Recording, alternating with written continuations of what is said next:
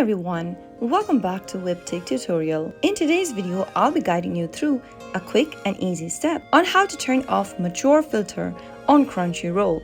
Crunchyroll offers a mature content filter to restrict or allow mature content based on your preference. In order to turn off the mature filter, go ahead and open your Crunchyroll application and also make sure that you're logged into your account.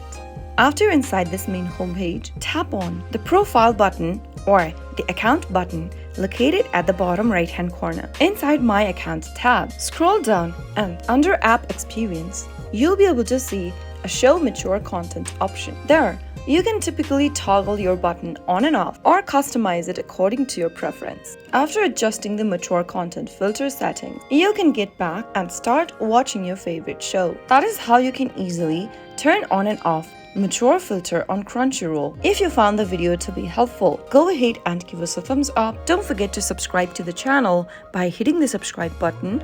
Also press the bell icon so that you'll never miss another upcoming upload from us. I'll see you again in the next video. Goodbye till then.